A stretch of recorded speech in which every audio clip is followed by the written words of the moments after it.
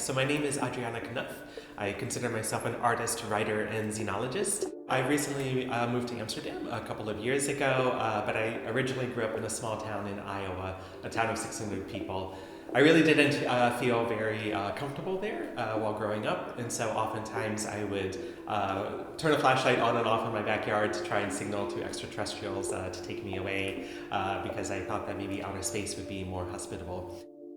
There has been a sort of a long history of different types of groups who may find themselves oppressed, thinking that outer space might be a better location for them. So for example, Sun Ra had this great film from the 1970s called Space is the Place, which imagined that outer space might be a better place for African Americans because of the racism that they experience here on Earth. The number of people who have been to space, it's mostly been white men. So for example, the last time I did counted up the people who have been to space, as I call space travelers, because it includes both astronauts and space tourists.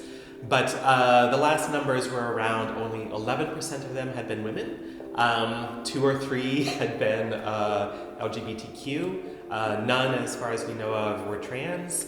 Maybe a percentage or 2 were African American and so forth. So there is actually a really horrible lack of representation in the astronaut corps, both from NASA, ESA, Russian cosmonauts, and Chinese taikonauts. In 2020, I was able to launch my first project to space called TX1, and it included fragments of my hormone replacement medications that I take as a transgender woman. So it included a fragment of my spironolactone pill, which is what I take to suppress testosterone, a fragment of my estrogen patch, which is what I wear to take estrogen, and a small handmade paper sculpture that I included to gesture towards all the other xeno entities that I couldn't necessarily put into the project. So this project was launched to the International Space Station and spent a month up there in 2020 and then came back to Earth. So what you see in the exhibition is the actual vessel that was up there in space. And so for me, this marks the first known time that elements of the transgender experience orbited the Earth.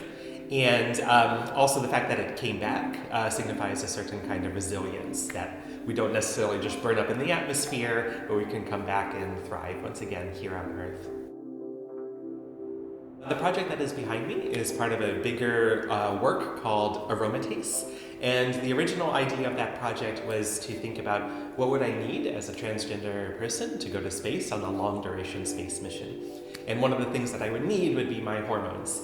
And so I was trying to figure out how would I produce those on a long duration space mission. And so thinking through a lot of possibilities, I was realizing that theoretically it would be possible to genetically engineer my testicular cells to produce estrogen rather than testosterone.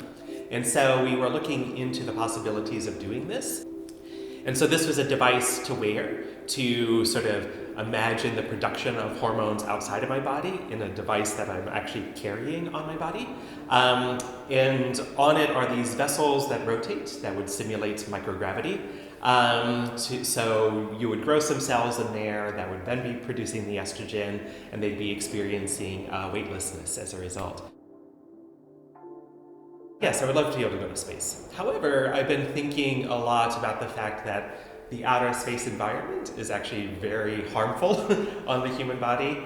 And to a certain extent, I feel like we need to transform ourselves a lot more before we end up going into space for long durations. And in the meantime, maybe other organisms are better suited for the outer space environment. And so that's what I've been researching in some of my current projects, an organism called lichen, which is a symbiosis of algae and fungi that has been shown to be able to survive the outer space environment. So my current project, which is called TX2 Moonshadow, is exploring this and exploring the possibilities of lichen living on Mars.